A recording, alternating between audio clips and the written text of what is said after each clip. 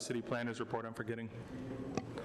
All right, let's call to order the regular but rescheduled makeup meeting of the Kalamazoo City Planning Commission. Can we get a roll call? Yes, sir. Audette Baumann? Here. Curtis? Here. DeCenzo? Here. Kosheva? Oh, very good. Thank you. I didn't want to tee up that one. Patalko? Here. Smith? Here. Swan? Here. Tolber? Excuse, he notified us. And Wilson? Here. Excellent. We have our agenda. We have 2 public hearings. Do we have any changes to the agenda? No changes to the agenda. Okay. Can I get a motion to adopt said agenda? So moved. Seconded. Motion approved and seconded. All in favor? Aye. Aye. Opposed? Huzzah. We also have minutes from the last meeting from May 1st. Any comments, revisions, or questions about the minutes? Yes, no, all right. And then can we get a motion to approve said minutes? Motion to approve. Motion by Swan, Second. second by DeCenzo. All in favor? Aye. Aye. Opposed? None. All right. So do we have any communications or announcements? No communications or announcements today, no. Okay. I guess with that, we can get right into the public hearing then. PC 2025-03, special use permit, request for a rooming house at the existing dwelling at 1303 Lake Street. All right, thank you, Chair Patalko. The first case in front of the Planning Commission tonight is the first of 2 special use permit requests. The photo here in front of you is 1303 Lake Street. It's that white house on the left there, and you're looking down Lake Street easterly. So if you can move it forward, Beth, to the next slide. So this request, it's in the RM15 zone district. It's about an 1,850 square feet, single-family home built in about 1904. Looking at the records, the house looks like it was vacant up around 2020. There were some permits pulled in the years after 2020, some plumbing, mechanical, and then the current applicant purchased the property, a company called Housing Now LLC. And they finished, or they finished doing the renovations on the property and applied to have it certified as a rental when the house was vacant. I don't recall it was so old whether it was owner or rental before, but before you start putting people in there, you apply for a rental registration. And this one had a lot of nuance between a single-family home and a rooming house. It can look very similar. So when this one was applied for, it was listed as a single-family house. Got in through the inspection process, and the housing inspector, housing inspectors are looking at life and building safety and in international property maintenance code. So they checked with the zoning administrator, and the zoning administrator reached out to the owner, Maurice Galladay, and realized it was set up as a rooming house. So that initiated reapply, and then that required the special use permit in the RM15 zone district. So now that property, it has its rental certification with the condition of obtaining this approval to make the land use valid. So yeah, once that was applied and a lot of the stuff was set up there, or some of the items related to the housing, addressed, the special use permit is broad. And then again, in the application, or in the staff report, I put the definition. This rooming house is set up for 6 unrelated adults. Generally, I would say a way to describe that, you're occupying a room and there's 1 kitchen and a number of unrelated adults. It's kind of in the weeds. It's a very common rooming situation, but sometimes I find with citizens, or to help explain that nuance. Next slide, please, Beth. And here's the zoning map. So we have the next series of maps there. You can see that's Lake Street, and the corner street is a road called Linton. And this is over there to the west, you see the little commercial corridor of Mills and Lake Street, and further east, it starts to turn more industrial. So the setup and the remodel work of the house, it looks and blends in a lot with the properties around it, and the zoning is all residential around it, so the land use is consistent. And the next slide, please. And this here is the current land use, and that reflects a lot of the residential density here with the commercial corridor and the occasional vacant lot. The weird live-work parcel in that blue part there is a railroad right-of-way, so that's why it shows up weird there. And the next one, please. And just here are a couple of photographs. Here's a photo from the corner looking at the dwelling itself. And next photo, please. And then here are the views down the side. That's the sidewalk down Linton Street, highlighting the residential nature. And this is a photograph of the side yard where the driveway is. Staff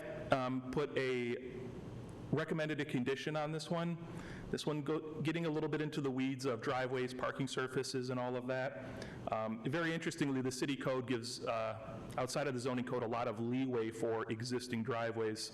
So visiting the site and working on the application, I noticed that the southernmost driveway was recent gravel, and then you have an old garage cement pad and a rough gravel dirt driveway that leads to a cement pad. But clear evidence it's used as a driveway. It has a very rough approach. So the staff recommendation was to solidify and put surfacing down to define that driveway better. On occasional conditions with the 6 occupants, sometimes there's a few cars there, and then with 6 occupants, assume there could be more drivers. It could help avoid people parking on the grass if someone's in the way or something. So that would be a simple paving permit, and it could be gravel, asphalt, anything like that. So that was the only condition that staff saw on this one. And you can see the large yard there in the ample space. And for vehicles or public safety response, there's no fences, no barriers. So for that increased intensity of the use, whether it's utility servicing, emergency response, or managing the higher population density, the property's well suited for it, in staff's opinion. And the next slide, please. All right, and for this one, I condensed the criteria. A number of the criteria related to, does it have utilities, adequate public safety, does the development standards and layout of the property meet the development requirements in Chapter 6, and those are usually uses have extra standards.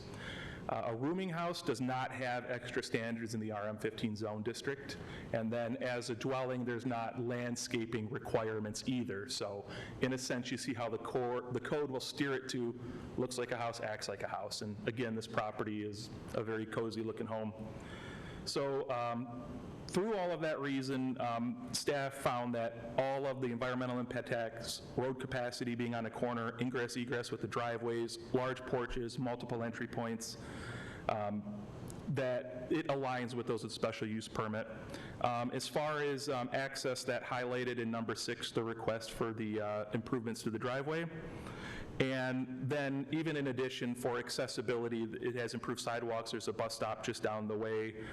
So this property can serve a broad population, is centrally located.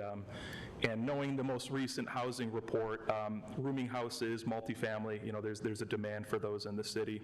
And it's a property where it's already in line with our housing and codes beforehand. So all of that to say, the staff recommends approval of special use permit with the condition to define the existing second driveway on site, and that could be as simple as gravel or just getting a paving permit to improve that driveway.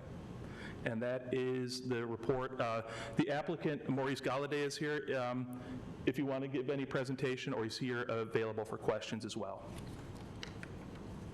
All right, thank you. I did have a question. Those may be more of a staff question. The recommendation for the driveway, is that binding, or is that just sort of a recommendation? Great question. It is a recommendation. I mean, if I put my code hat on, it is a driveway, although unimproved. However, I think to the casual observer, okay, I can park here or there. And typically, how would we administer that as staff and check up on it? I would put in the approval letter of the condition to obtain a paving permit within 1 year of the approval date. And even related, the housing inspections look at vehicle parking and surfaces, so it was just one of those, I see an opportunity because there's extra cars, and it was a recommendation because I saw the 2 driveways. Okay, but if a bunch of the residents actually don't have cars and the owner doesn't feel it's necessary, it's like I said, it's not necessary. I mean, it makes sense as a recommendation, but it's not necessarily. I did discuss the details of this condition today with the applicant so that he understood where it came from and why. Okay. So, I think to go to your question though, like the recommendation is to us to put a binding condition on our approval. correct. Was that your question? I wasn't sure. I wasn't sure if the staff's recommendation is what made it, if it was binding or if it was. Oh, I guess I wasn't sure how that part of that worked with this. yeah. Well, in full transparency, that's the staff recommendation. You could approve it without any conditions, are your options. However, again, the housing ordinance could address the surfacing material, but I just thought it came through, it's been looked at by everything, and maybe this is just one way to make sure the driveway's covered. I know that in zoning administration, follow up on vehicle parking complaints outside of driveways, and there's just a recipe there where I could kind of see innocently what's the driveway, what's not, and I felt it would be really easily solved if gravel. When I spoke with Mr. Galladay earlier, you'll notice the driveway is all gravel. It's rather new, so Okay. it was kind of an idea as well. Let me density question. 6 people, 6 rooms, correct? Correct? So, mother and baby? Yes, no? That is a good question, and that dives into, I don't have the answer sitting here, whether the rooming unit can be occupied by a roomer or a legal family. Okay, here we go. Yeah, and of course, that density question leads to all kinds of hypotheticals of how do we manage that. You're using, of course, in Arcadia with this idea of what's happening with student housing is if we do determine some density, enforcement becomes very, very difficult in fact. So what are your thoughts about that? That is a great question. So with its first rental certification, this property's been issued a 28-month certificate. What a 28-month certificate means, the housing department has walked through there and it meets the code. So within 28 months, the owner would be notified to renew their certificate if it's still a rental. And when they walk through that, they would have, keep in mind the updated rental registration application was to ensure it matched the language. So we have an application with 6 people. And all of that to say is there is a regular, whether it's 24 or 48 month for the really, I forget, there's a longer one with a property that usually passes. That gives, because it's also the city inspected, it's not state inspected, this is one where I felt a lot of the density or hypotheticals are addressed because it's monitored and approved by the city already for habitation. I mean, I support the idea. The complexity becomes with trying to regulate people's relationships. Overnight guests, friends from out of town, staying for a week. How does that work practically? Which could increase density of vehicles also. Sure. And all kinds of, so I'm curious about, and of course we run into this historically, it's nothing new, about how do we have intentionality around 6 rooms, 6 people. Yep. In fact, you monitor that enforcement becomes very, very difficult. You are correct with enforcement. And my background, I used to be zoning inspector, so I could give a little bit of a background of, hey, what if? Typically, we receive many complaints for many things, and occupancy is, there's a little bit of tact there, like who lives there or who does not, and obviously we want to be very, very sensitive to not make people homeless. So if there's a complaint of over-occupancy, it could start with a phone call, a site visit, and maybe if that doesn't work, extra cars on the property. But typically before the city will cite it, it's looking for some sort of proof to confirm the violation. And all of that to say, between the housing department, we have code compliance inspector, zoning administrator, a very robust housing program with, we're in the range of 20,000 units in the city, high rate of inspection. So all of that to say that there's an operation of code enforcement within CPED, which I think is a good these things don't get approved and nobody checks on them in 10 years. But can I say, it's going to be complaint-driven in the end? No, because if somebody inspected it through the inspection certification and there's extra beds or extra people, and again, sitting here, I can't say if a rooming unit occupied by a mother and 2 children is legally any different by a single individual.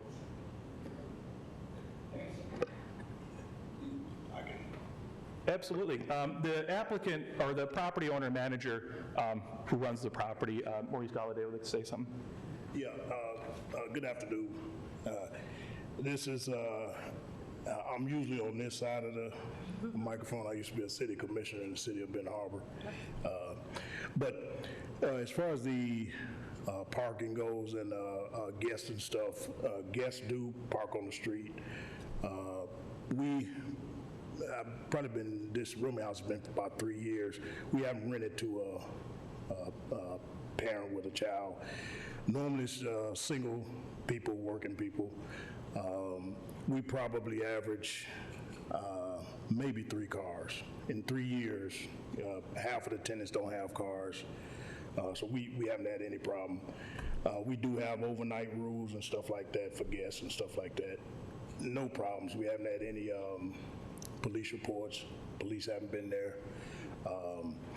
When we put this thing on the market, we normally average about 4 calls a day for a room. Easy, until I take it off Craigslist. So it's been very successful. No problems. Quick question, a little follow-up. I mean, this is interesting to me. Yeah. Mother and child show up, you tell them, can't do it? No. Yeah, We just haven't- How do we handle that moment? Yeah, we just haven't had any, we haven't had anybody ask for mother and child. Yeah. I've just, like I said, just, all we've had is individuals and stuff like that. Oh, it's not us. Sorry. Yeah. I grew up in a family of 10, I thought. Yeah, we typically, we don't rent, we advertise it as a rooming house for individuals. Sure. And so we don't rent to couples. We don't rent, I mean, we advertise it that way because then you got more than 6 people in the house and stuff like that, so, just individuals. And so far, like I said, we haven't had any requests from a mother and child or a family. So, been working out pretty good. I have a question about the driveway. Yes. As the owner manager, do you have any concerns about the condition that's being proposed to re-gravel or anything like that? So no concerns about that, okay. I have a quick question, not necessarily related to the zoning or the approval, but how do the leases work with this? Are these on a month-to-month basis, year leases, week? What's sort of the general operation with that?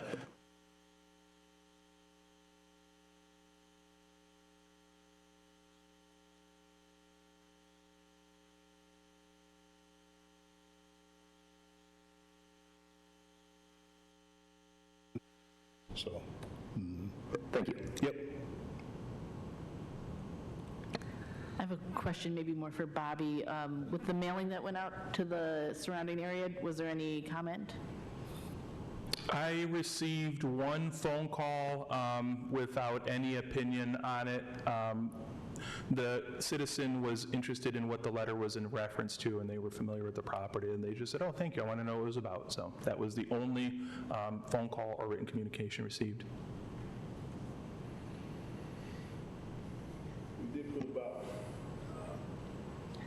We put about $90,000 in that house, and it's a pretty nice tax bill. Yeah. Just throw that in. All right, any other questions? All right, I guess I will, someone wants to make a motion? I will move to approve the special use permit for the dwelling at 1303 Lake Street. Support? All right, Can I make a friendly amendment? Do we need to include the condition in the motion, or no? If it was not in the motion, Oh, that's the motion. Yeah, the motion stands as seconded. Okay. Any comment or debate there? Oh, If anyone wants to add the condition, they can move to amend the motion and see if that is accepted. I will move to amend the motion to include the condition to improve any unimproved old driveway areas to be used, to be defined and improved with gravel, asphalt, concrete, or other approved surface materials. So that would need to be seconded, I will second the proposed amendment. and then you'll vote first on whether to amend the motion. And if it is approved, then that becomes the motion, with the condition becomes the motion, and you vote on that. If it's rejected, then it goes back to the original motion. So the vote now is to amend the motion. You're not making a decision on the special use permit. Thank you, Attorney Bear. all right, do we have to have, do you want to? Oh, roll call, that's me, I'm sorry. Well, I was going waiting to, for does the- anybody want to make a comment about the amendment before we? No discussion? I mean, I personally, I didn't think it was necessary. My only thought was it makes sense that if you've got a driveway, maybe it needs to be a little better defined, but it seemed like it would be more a question of, to the property owner, did they feel, do their tenants need that access? And did they need to do it for their own purposes? But considering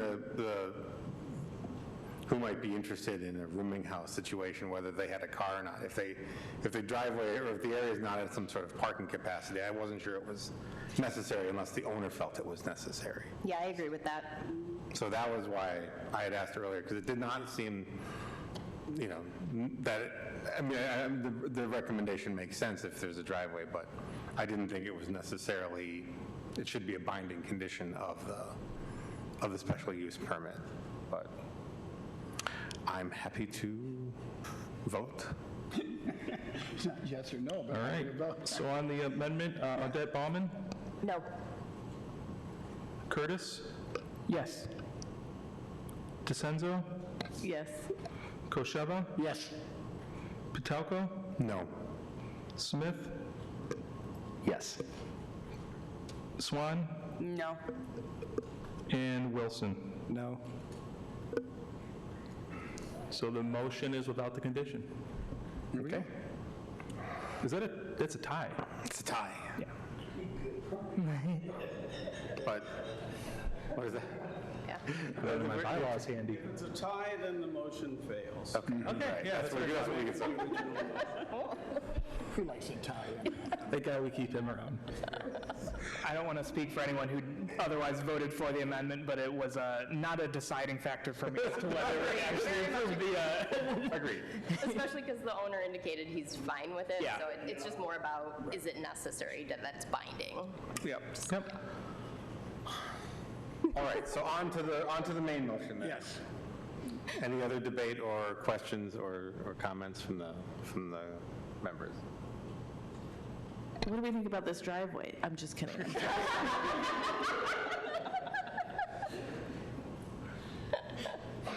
It's the most controversial thing we've had.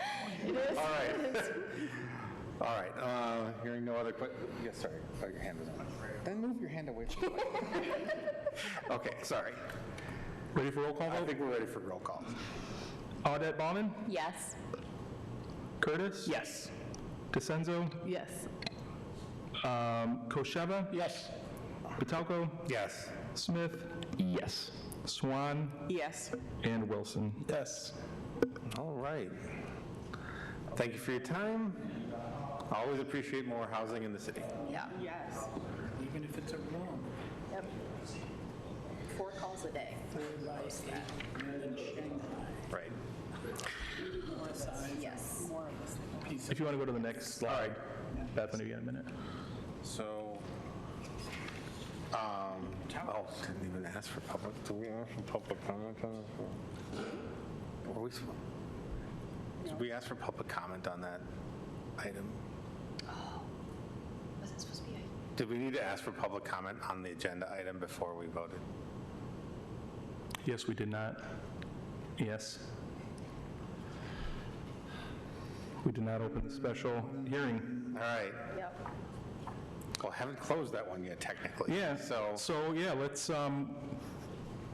so, that was an invalid vote then, if we didn't hold a public hearing, correct? Just restart. Well, why don't we open the public hearing? so let's see if there's any comments. There's no one there, and it's Apologies. Yep, sorry. No, my apologies. I should have done it. This, setting up the Ring Central, the application, it is not loading, so phone call-ins are not an option today. But yeah, if you want to call for public comment. All right, sorry. For the public hearing. Sorry, this is my fault. Sorry, any public comment on, no one is hearing nothing? All right. Do we need to revote then? Yep, I would ask for somebody to make a new motion. We will just consider the other one, since there was no public hearing, completely invalid. Okay. And as Attorney Bear said, we have not moved on from the item, and so yeah, now we've held the public hearing was open. Okay. All right. Might Once want to at again- least say, like, close the public hearing or something. just to So put a now bookend on it. we'll close the public hearing, and we will take a motion to approve the special use permit. I motion to approve the special use permit. Support. Thank you. All right. I think we've said it. All right, so the That's all motion roll is call, to okay. approve the special use permit for 2025.03. Correct. Michelle, or you were the second? I made the motion. Okay, Michelle? second. Yep. All right, Audette Baumann? Yes. Curtis? Yes. DeCenzo? Yes. Kosheva? Yes. Patelko? Yes. Smith? Yes. Swan? Yes. Wilson? Yes. Thank you again. Okay. Sorry. Oh, rockin'. All right, so now we can move on to PC 2025-04, request for a special use permit to construct a 150-foot tall monopole-style wireless communications tower to the existing lattice tower, 1516 Rock Ledge Court. All right, thank you. Just for clarification, wireless communication is what the zoning ordinance calls a cell tower. It's different than a private radio communication tower. So I may use the word cell antenna interchangeably. So what you see here is a view. This is a photograph from the applicant. Rock Ledge is a very short residential street off of Alamo in the northwest part of the city. And as you'll see, or if you may have already learned in your staff report, this tower is in a very, very unique location and has an interesting history. So obviously it's a residential street, which is a residential zone, which has restrictions on current standards for cell phone antenna, where this one's been here a little bit of a while. You want to hit the next slide, please, Beth? So with this presentation, I'm going to give a background, a little bit of the history of it, and this cell tower and 4.2W, which is the use standards for wireless communication antenna, is very unique in the zoning code, because it might be the only thing in the zoning code. It just sends you right to the section, the use table, so everything is contained in 4.2W to a large extent. So the first thing I wanted to highlight here was, which I think is important to highlight, how did this tower get here? And something that was revealed to me pretty quickly was the unique elevation of this point, and if you zoom out further, I call it, it's like a finger into the valley of elevation. And it's right at the end, and it's heavily wooded now, but you can tell you're kind of sitting up high over there. So according to the property owner, the origin of this dates back to Bronson Hospital in the 70s, using its position to be able to communicate up high. So I thought the geography was at least something that was important to highlight with what is an unusual circumstance as far as where the cell tower is and this request in front of us tonight, and the reason why it needed multiple steps as opposed to other developments. Next slide, please, Beth. So the property 1516 Rockledge is that square right there. There's a single-family home. I believe this one dates as far back as the late 19th century, and there's a garage in the back. And Rockledge itself just kind of dead ends there, just like an open gravel where the road is. And interestingly, in the very northeast corner there is that 150-foot lattice tower with the mechanical room for the cell tower equipment occupying half of the garage. And between the surveys and all the documentation provided, there is a series of land leases that address the ownership, easements for the improvements, access. It's a long-established relationship between owner and lease there.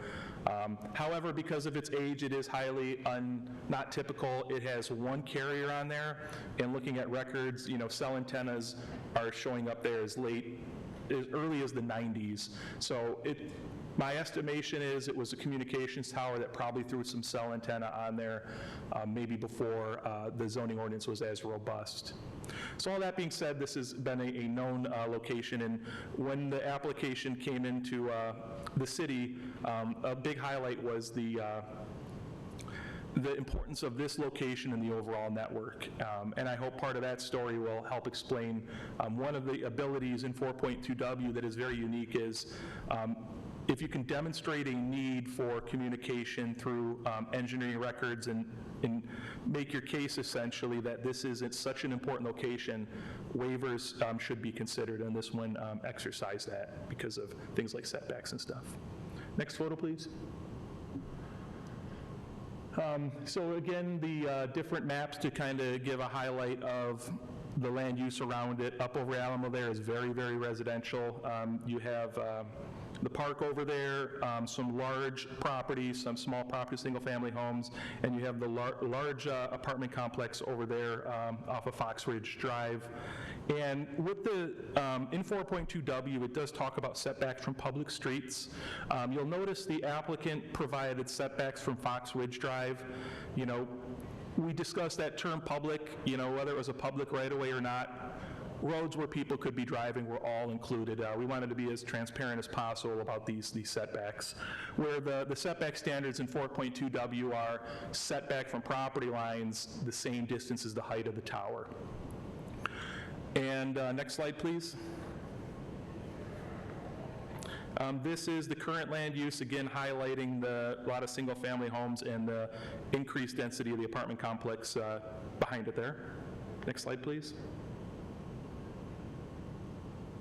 And then future land use kind of highlights this part of the city, residential, no large future land use changes.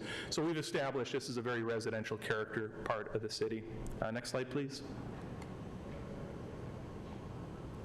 So here is a zoom in of an aerial overlaid on a site plan, and it is a very busy plan, and as you know through the staff report, there were many, many more engineering documents. Something that was a benefit in this application is, if approved, it would enter the site plan review process where a lot of those final details are outlined. I thought with the amount of information here, it demonstrated a high ability to be able to meet the requirements of site plan. So while I didn't ask for a final landscaping plan, when site plan review, the landscaping, the screening standards are all spelled out in there. So here you'll see you have the existing residence there to the left, and highlighted in the northeast corner there is, it shows the existing tower location being the triangle, and then you see the circle is the new location. They show the radius of the fall zone. They have an engineer letter that shows how far this would fall in the event of failure, and that's what that red line is.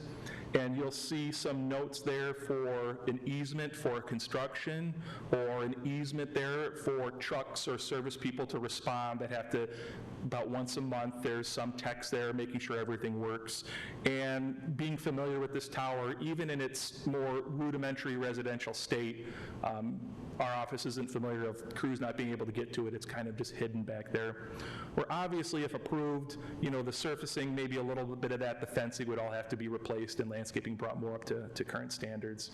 And through site plan review is a very heavy engineering and code review where a lot of the details are then confirmed further. And as part of this project with the tower and the engineering letters, I did consult some city staff to get an understanding of the engineering and the public safety aspect of it. So a lot of the staff background took a lot of that into consideration as well. And I want to highlight as well, so Rock Ledge just dead ends on the property. The road is the right-of-way right there. And you'll notice to the north and east, and even the south, is the apartment complex driveway. And right there behind it is a roadway that leads to a parking lot, and then there's a multi-unit building behind it. And while not on the requirement for a separation, I did want to highlight that, yes, that building is within 150 feet. So we do have this tower in a little bit of a crowded area. Next slide, please. So the applicant also included a number of views of the tower, of the current and the future.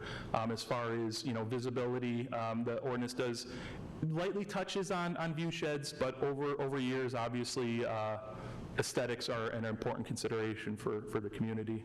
And then if you go to the next slide, Beth, you'll see they put in, it almost looks like it's real, what it'll look like with the new tower there.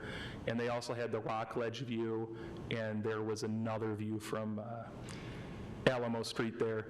And staff thought it really showed it looks almost the exact same. And a little bit of a nuance, by 4.2W, any new tower has to be able to hold a minimum of 3. The idea being we're not building new towers, you can co-locate. The current one can only hold 1 communication facility from a cell company. So secondarily, we would be adding the ability for capacity. Next slide, please. And this was, again, thinking of the view shed, I got up on top of a parking garage there. 519 Willard is a tower that we're very familiar with in site plan review. There's a lot of carriers on there. And I thought it would be interesting to highlight, because the Rock Ledge Tower seems close, but one of those elevation things are the bottom of Rock Ledge is higher than the top of 519 Willard. So staff also considered, we've got an interesting array outside of downtown. Some of their work supported that. But I also thought of the residential nature. It also highlighted the size of that tower of a view from downtown, and I just wanted to add that. I thought I'd put more context out there. Next slide, please. All right, now as far as the approval steps. The step in front of you today is the special use permit request, because a special use permit is required in an R zone to build a new tower. Now, I'm sorry, I take that back. You cannot build a new tower in an R zone. So before this could apply for a special use permit, the applicant reached out to city staff. They had read our code and they had saw the layout. So they had talked with the zoning administrator and myself, and before the zoning board of appeals application, we looked at what was being sought, what the ordinance required, and quite frankly, this is the first new tower I've seen in 13 years at the city, and it just happened to fall all of those things. So we provided the order of operations and the guidance for them. So that was the zoning board of appeals last month was a use variance to allow a new tower to be rebuilt where they're not permitted in an R zone. So as far as use, that use has now been granted by the zoning board of appeals. So with that use approved, then staff said, now it's the special use permit because you are in an R zone. I don't have it in front of me, but those code sections, it was special use permit. Maybe it was 75 feet tall.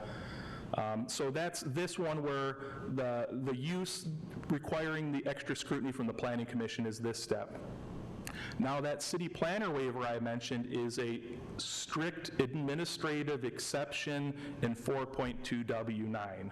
And that one relies very heavily on like the technical feasibility and engineering letters. So in the ordinance it says the city planner waiver has to be considered and decision made through the special use permit process. So staff provided that the city planner is granted the waiver. I'll go through the waivers that are on there, and if the special use permit was approved, the city planner, we would draft a letter outlining that clearly, what was approved in the minutes for the record. As an order of operations, because we have the city planner waiver, if not approved, all 4 of these are required before they could obtain a permit. So through that review, and again talking with public safety about 911, city engineering, the weight of the plan, that waiver is granted in consideration to the Planning Commission tonight, and I'd be glad to answer any questions about that. And I'm just going to pause right there to make sure there's no questions before I go on into the approval criteria and the city planner waiver. Actually, yeah, could you go back to the map? You mentioned the there was somewhere there was a red line where there was a radius that the thing fell. It did not look Back a couple more. big enough. So, and I haven't gotten to that nuance in the staff report yet. Now, why is that fall zone so small for a 150-foot Yes, that's what I was asking, yeah. I've encountered this on other towers, so when this tower fails, or in the event of failure, it's designed to fall in on itself. So that creates, they provided the engineer with a letter, stamp, and an analysis that in the event, here is what would happen. So that is the 16-foot fall zone, and part of the application or the request for it was the fall zone is now within the compound fully. That's exactly what I was wondering. Okay. Could you advance a few more slides again, Beth, please? Any other questions? As far as like the footprint goes, I know it's moving over, but is it taking up about the same amount of space it was before? The tower itself, yes. Given the age of the equipment compound is what they call the fenced areas, and the building they're going to use is still going to be in half of the garage, so I would say the tower, no, but that compound would probably look a little more. Right now, it's really overgrown. Expect to see new fences, great surfacing, and then any landscaping required around it. So the area around it would be contained within the lease zone or the construction lease zone. So yes, it would look different. However, it looks to be mostly on that property, and I think during site plan review, whether any of those trees had to be removed, because there's some larger trees, certainly a valid concern. However, looking at the distance and all of that through public safety in our building department, if one of them had to go, I think it would definitely be highlighted by then.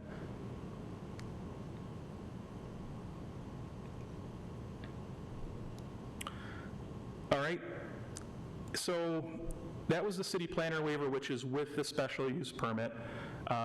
Just as a way to look further down, if approved, site plan review, that's the administrative review process. Because it is a new cell tower, it requires site plan review, and that is the site plan review committee would approve it before permits are issued. And that's that last step, permits and inspection. So once they get their building permits, it would be inspected and made sure everything was built per plan before it's made into operation. Next slide, please.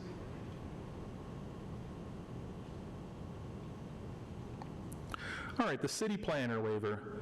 4.2 W9 gives the standards of the waiver, and broadly the criteria asks for analysis of what other sites exist, why you could not find another site, or be able to demonstrate through engineering and communications why this location is so important, even though it needs this waiver. It's important to recognize that the waiver is literally baked into the code, so that's just a little bit of an interesting thing, where a waiver, you can get a waiver for some other land use this way. The applicant did provide the engineer report. It's in the staff report. There's a letter on top of, the eventual construction plans, and site plan, they'll probably get structural reports. So that stamped drawing with the analysis and the write-up from the engineer is what the city relies on, and, we believe that is an accurate letter and statement. Furthermore, the construction team will be working closely with the city if approved in site plan. The number of exemptions, you had a number listed for the separations because it has to be the height of the tower from road and property lines. There's a requested exception for the 150 feet instead of 75 feet because 75 feet is the maximum height in an RM zone. And why would we have a height if it's not permitted? That's probably addressing existing towers.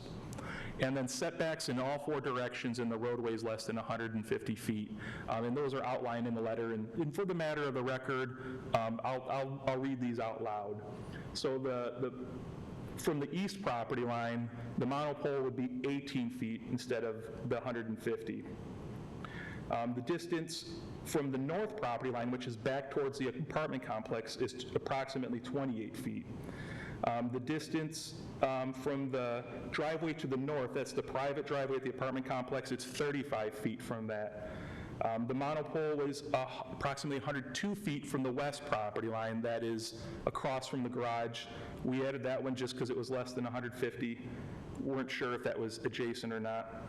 The monopole is set back 144 feet from the property line, and again, to be thorough, you'll notice the next one, that we have another one from the Rockledge Court.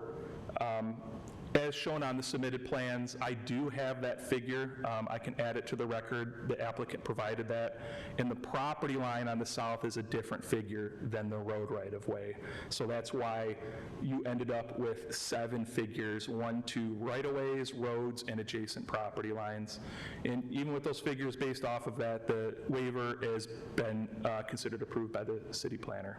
Next slide, please. Any questions on the waiver or the waiver request letter from the applicant and staff's thoughts on that? Given the elevation there, was it a 75-foot tower? Is that possible? Does it exist? Could it work in this case? Do we know? Great question. If the current tower is 150 feet, speaking plainly, I would say if they could construct a 150-foot one, they could engineer and design a 75-foot one. Now, the impact to the communications and the ability for that, I don't know the difference or impact on that. The applicant may be able to speak to that better than I. Good question. Any other questions on the waiver or the consideration? All right, and so here's just a sample of some of the documents. There is the letter with the narrative, and we also have the stamped and engineered plans, at least with site plan, and then future ones through plan review. And then as well here you see these are all of the tower locations in the vicinity, and this tower specifically is about the middle one, just under the 131 drive there, and you see the 519 Willard there closer to downtown. And I think one of the unique things about this tower is, if I remember my conversations, you'll notice that gap to the north where you kind of see it filling in between these two wide things. Essentially, the existence of this tower for so long, it's almost like a linchpin, as it was described to me. Next slide, please. I think the next one is a visual of the power of the signal with and without the tower. Yep. So the image on the left, about in the middle of the screen, a little bit to your left there, is the location of the Rockledge Tower. Green means very good, blue means good, yellow's fair, and red is marginal cell phone signal. We've all looked for signal, we know what that's like.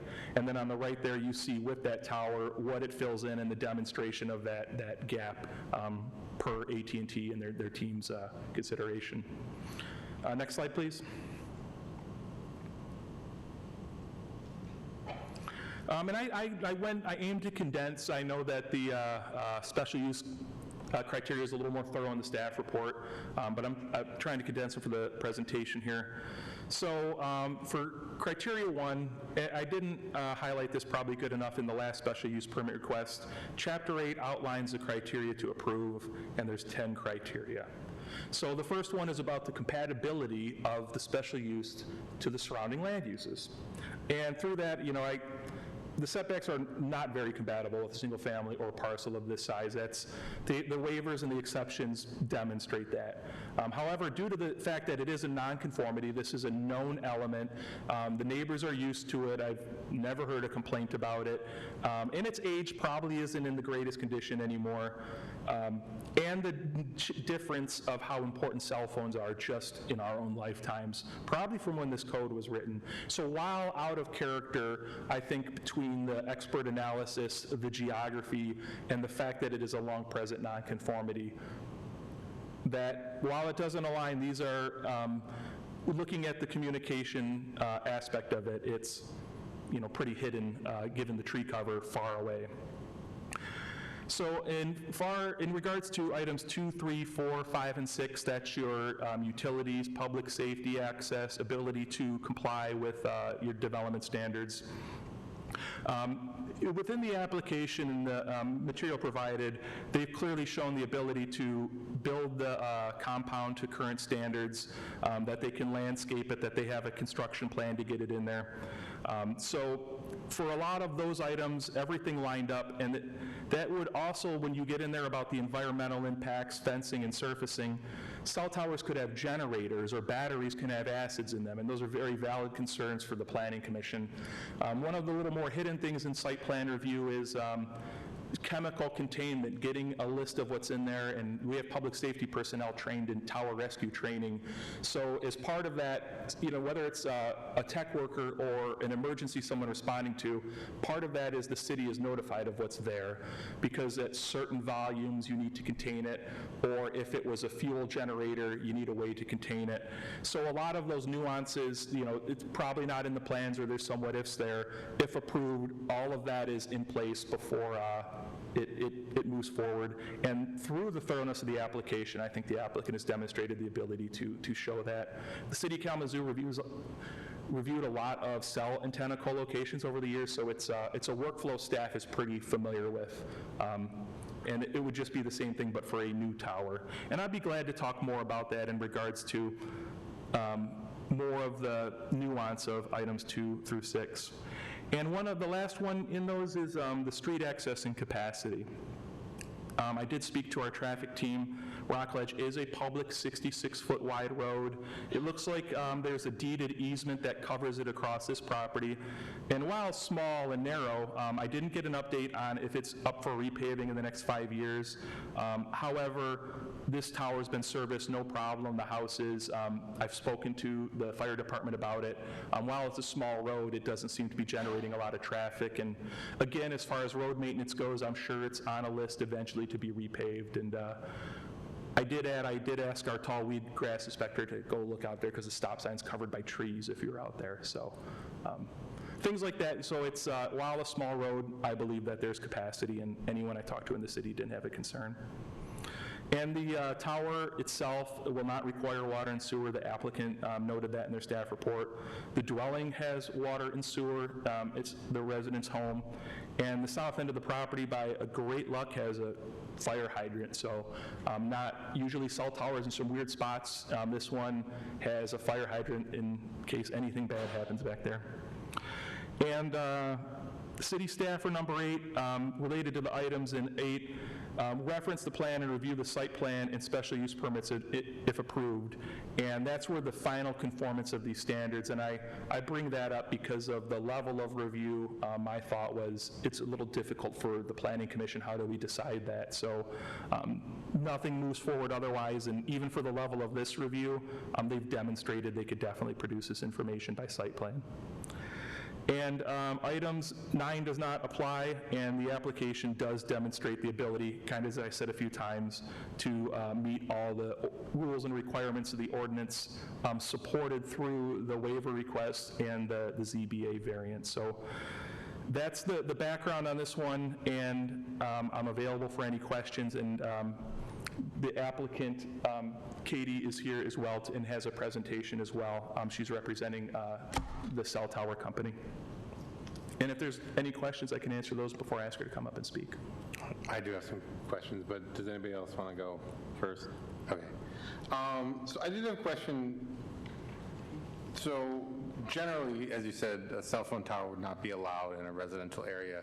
Are they allowed in commercial? Where are they allowed in the city? Commercial, industrial, and I believe even institutional campus. And I believe the residential ones it's for existing towers. Like there's something in there because there's old ones. But the standard, or all of the 150 feet without, with different setbacks, it's permitted in industrial and commercials much more robustly. All right, because I'm also seeing it's obviously adjacent to a commercial zone as well.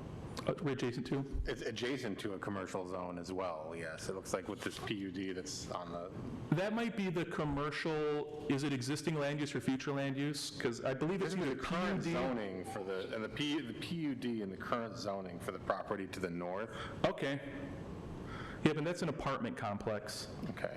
But again, that's what I was going to say, what is that? Was the question is, what is that? That is... Oh, yep. So Can you look at the aerial, Beth? Residential.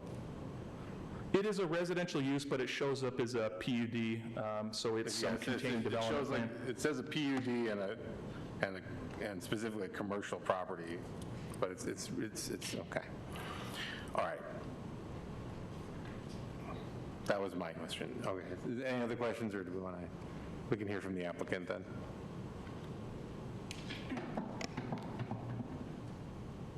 Good evening, Commissioners. My name is Katie Harms.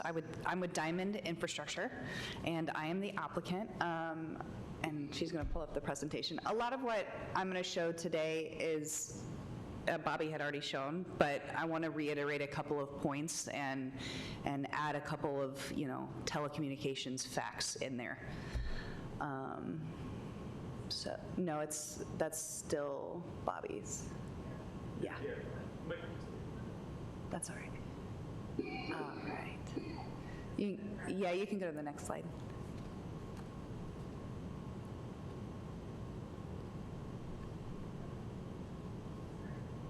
You're right. So as Bobby mentioned, the tower's pretty old. It's a 53-year-old tower. It doesn't have the foundation infrastructure that's needed for cell tower infrastructure today to upgrade the equipment. So the equipment on there right now is with AT&T. The equipment cannot be upgraded. You guys know your cell phones are changing every day. You got 4G, 3G, 4G, 5G, who knows, right? The equipment needs to be upgraded. It cannot be supported with the current infrastructure. The foundation there cannot hold any of the equipment that's needed to add to it, as well as adding T-Mobile, Verizon, and any other carriers that want to be hopping on there. So you're very limited of what's being allowed on this piece of property. You can go to the next one, please. So, like I mentioned, this tower does not currently meet the engineering standards. It, was built in 1972. It doesn't allow for upgraded equipment, and it does not meet the goal for the city to promote co-location of carriers. Next one.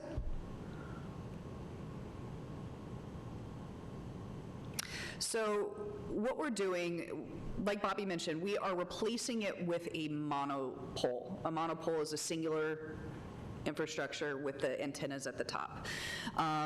What we have there existing is almost like a lattice-style tower, so we'd be replacing that, moving it about 12 feet to put in the monopole.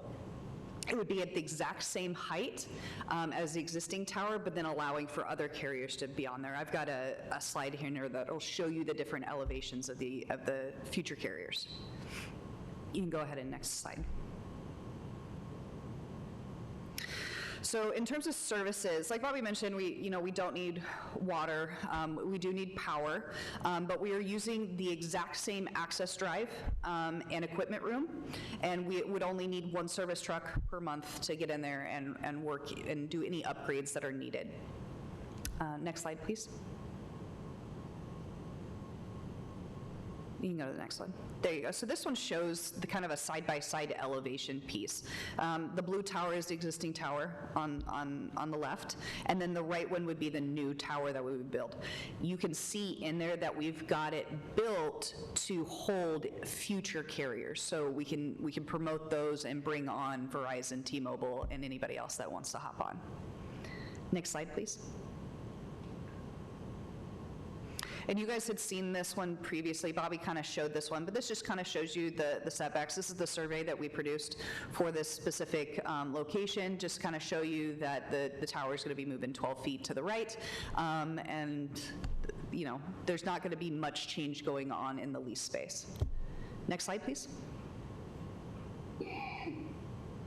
And this kind of gives you a zoomed in portion of that fall zone, that 16-foot fall zone. So like Bobby mentioned, the towers kind of crumple in on themselves. You can imagine a straw just kind of folding in on itself. That's how they're designed to hold the foundation, hold strong, and it crumples in on itself to allow for that very, very tight fall zone. Do you guys have any questions on that? Okay, next slide, please. So this is just a letter from AT&T supporting us in this endeavor. Like I said, they can't upgrade their equipment, and so they can't upgrade their equipment. That affects your phones, and of course, if you don't have AT&T, you don't have coverage in that area anyway. So, next slide, please. And then again, this is the engineered sealed letter discussing the fall zone. Next slide, please. So here's a couple of photo simulations. Bobby had one. I'm going to show you two others just to kind of show you different angles. You can go to the first one, please.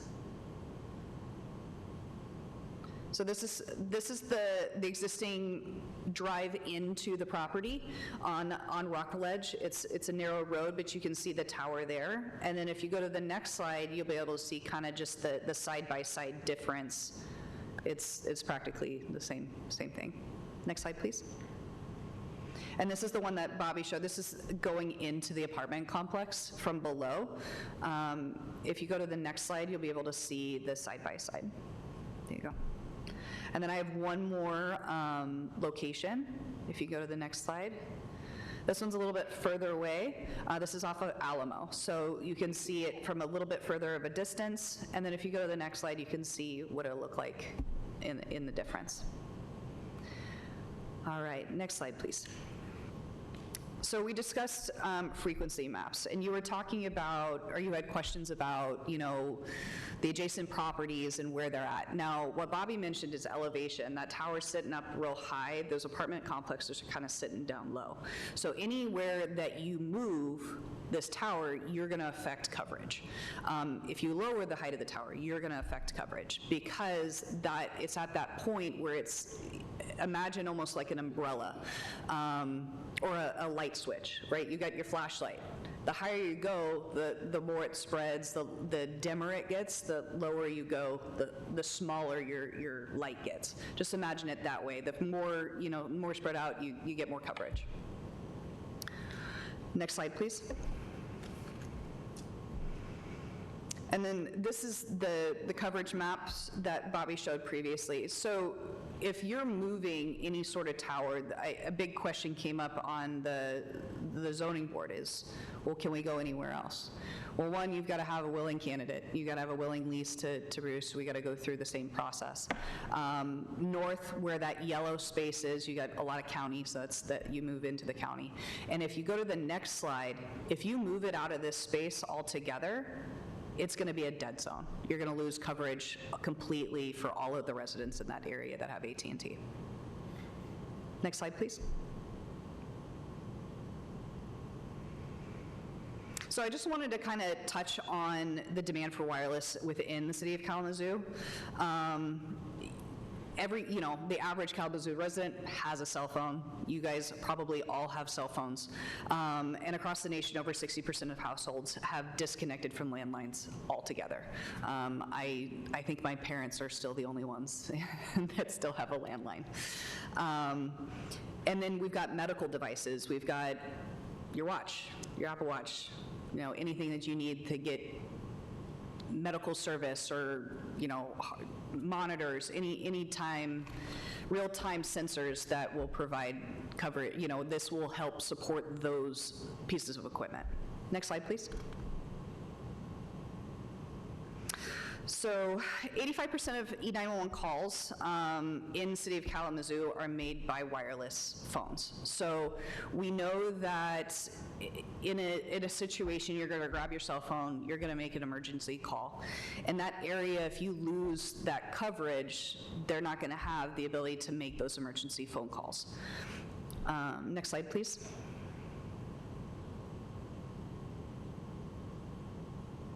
So the city of Kalamazoo has done really well with promoting their public safety. You guys have a great system set up to allow for, you guys had tornadoes 2 months ago. That kind of system is very smart. It's up with the times, and allowing to have those cell phones work allows this to work. Next slide, please. So, and this is kind of similar. This is the alert notice through the public schools. Next slide. You can go to the next one. And then your social media page. You guys have a good amount of followers, 31,000 followers. So that's almost half your residents. So it's a pretty good following in terms of keeping up with, notices to the community and what's going on next door and this weekend, and making sure everybody's up and aware of what's going on in your city. And that, I think, is my last slide, if you go to the next one. Yeah. So I just thank you for your time, and I'm here to answer any and all questions. I had a question about specifically the construction of the new tower. Has there been, in all the engineering reports, looking into the feasibility and the infrastructure required to take down the old tower, put the new one up? Bobby mentioned it's a very thin road. I don't know about the condition of the surface material there, how big the sections of towers go in and out. Has that been taken into account? Is that something that will come up in site plan? Yeah, so there? we'll have very much get into detail for site plan review and how we will bring the tower in. And the existing tower, we'll break it down into pieces, just like, you know, any sort of infrastructure, you're going to break it down into individual pieces. And then the tower we would bring in, the monopole, is also in sections. And those sections are based on, you know, that crumple piece. You got to have those individual sections. I have one, and this might be for Bobby. This cell tower mainly covers the north side, right? So without this cell tower, does the north side not have cell coverage? It does extend in the north side neighborhood in a lot of Douglas, and in some of my communications with public safety, it's a little bit on the fringe, but I thought it was an interesting thing to add. With the arena under construction, the exchange, a new courthouse, new buildings at Western, a lot of these buildings need bi-amplification internal for signals. So we have conditions here that aren't accounting for the large concrete structures. So secondarily, yes, it would impact the north side neighborhood, Douglas, Westwood, and the township. And then, you know, we kind of viewed, I viewed through the report that is we might need a little more push onto downtown because of the number of people in those buildings, and then the buildings themselves that are going to create a different situation in a few years that would probably be caught by those upgrades that were referenced. Thank you. A little bit of a tangential question, maybe for either one of you. Who actually owns the land? Who's the... It's a private landowner. He was here at zoning. He didn't come tonight, but he's in support of this. Right. And we sent out. I know Bobby's talked to the landowner, and His approval was needed. All right. for the Yeah. application. Sure. Yeah. Just curious. A private individual. Yeah, and there's, it looks like there's leases as well. Right. So it's, sometimes there's some ownership that the tower company may have, and they lease it from the owner, so. But yes, the owner of the property is involved as well and needs to be on board, so.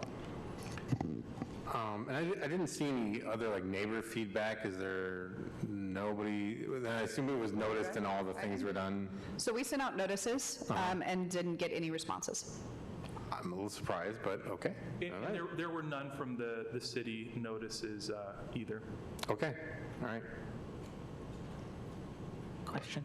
On the coverage map that shows coverage there, is that like the current coverage, or would that be improved? Yeah, so that's the current coverage. So, I'm sorry, I should talk in there. That's the current coverage of AT&T. So we get those, we call them propagation maps. That's what AT&T designates what the coverage is. And so they can tell us where they've got those gaps in coverage. And so they were able to show us that's what's existing with AT&T. Without it, you've got a dead zone.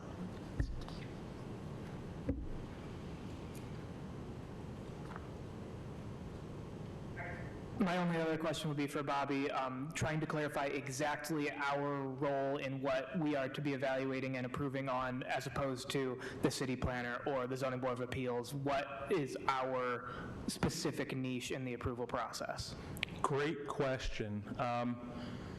It is the 10 decision criteria outlined at the end is the criteria for the Planning Commission to weigh their decision on.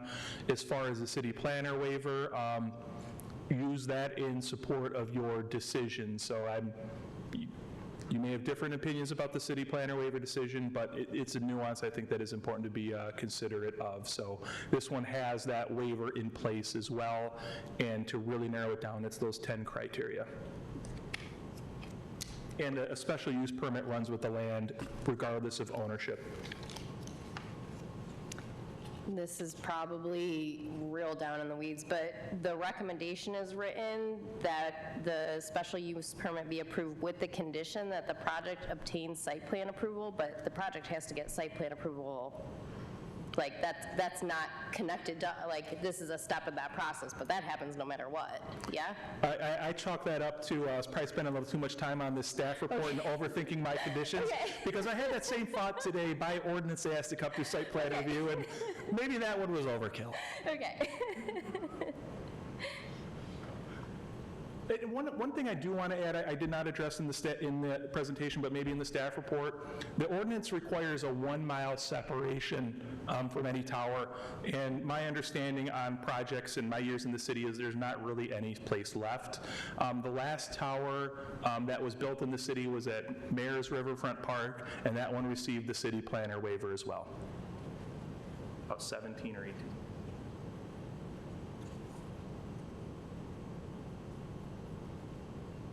All right, any other questions from commissioners? All right, so I guess... Thank you. This time we'll open the public hearing. Any comments? But you said currently the phone lines are not working, correct? Correct. The phone number, the system did not work on the phone or on the computer here before the meeting. Okay. And seeing no one in the audience, I will close that public hearing. All right, any other questions or comments before a motion? All right. Can we get a motion on proceeding with the special use permit? I will move to approve the special use permit to construct a 150-foot tall monopole-style wireless communications tower to replace the existing lattice tower at 1516 Rockledge Court. Second. All right, motion approved and second. Any comment or statement? I think it's been well demonstrated by the city staff and the applicant that this is not an ideal location, but a very necessary location in weighing the planning commission's goals and outcomes that we need to evaluate on. It seems like a necessary evil at this point. Any other? Yeah, I mean, I would agree. It looks like, I mean, the conditions for a waiver seem tailor-made for this situation. There's a pole there, it's necessary, the property owner is happy with it, so, and the neighbors seem to be happy with it as well, or at least not concerned. So, any other comments? I think we can move on to a roll call.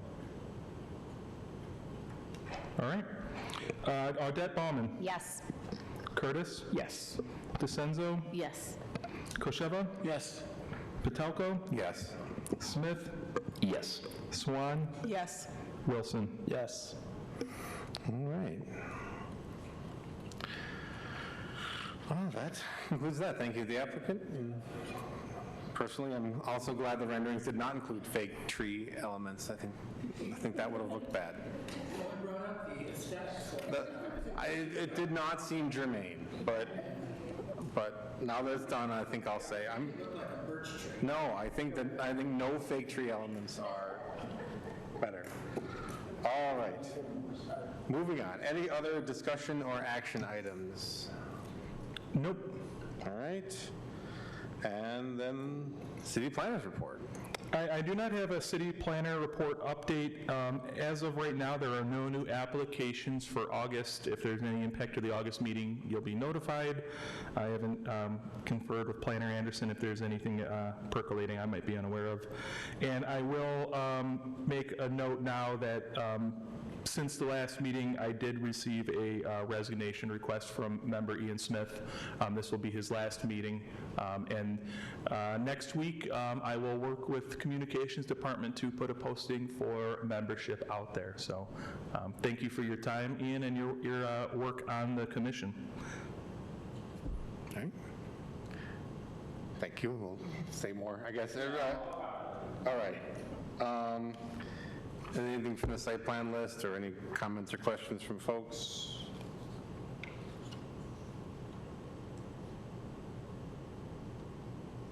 No? All right. In that case, we could move on to, again, general public comments, though, again, I'm not seeing anyone open for public comments. In that case, Commissioner Pradel, City Commission Liaison, you have the floor. Good to see you. Good evening, y'all. How are you doing? I promise each meeting to update you about actions that you recommended to the full city commission. At your last meeting, there was the recommendation to approve the rezoning of the Bogan development properties on Vine and Burdick. I just wanted to report back that we voted to accept your recommendation. I always enjoy sharing to the commission that you are our resident experts, and so I, share how the vote turnout was with y'all and share if there were any comments that you made as well. So just wanted to report back that that happened as well. If you get a chance, go to YouTube, check out our YouTube channel, and check out our last committee of the whole meeting from 2 days ago. We had a presentation from Rebecca Kick, our deputy city manager. She had a great presentation on the Arcadia Festival site proposed design that we're hoping to move forward with. It's a really interesting presentation, probably about 45 minutes with questions, but I think you'd be really interested to see what we have in store with that. The other part of the presentation, that same meeting from that night from Rebecca Kick, was what we're planning to do with that 322 Stockbridge site, which is a lot of people know as the former DHS or Bingo Hall site that's on Stockbridge. It's a 14.97 acre plot of land. It's a pretty decent sized plot of land.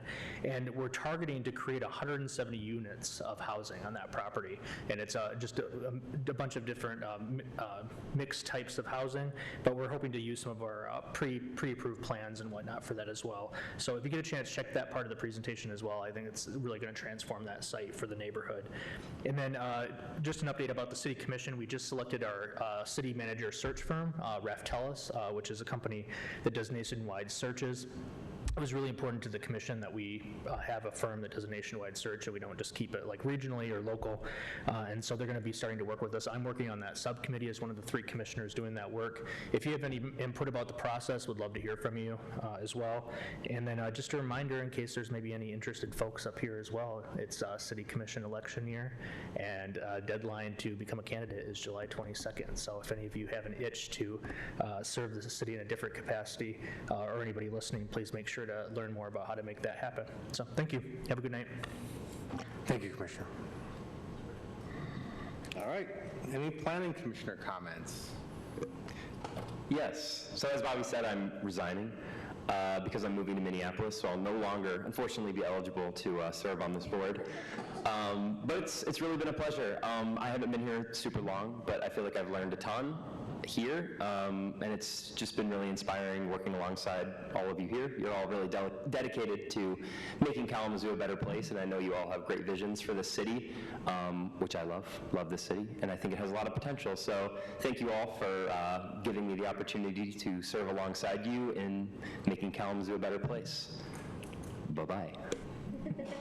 Thank you, Ian. All right, and I'll say thank you as well, and spent the first 25 years of my life in the Minneapolis-St. Paul area. I hope you enjoy it, and I could certainly give you some recommendations for St. Paul restaurants. Any other commissioner comments?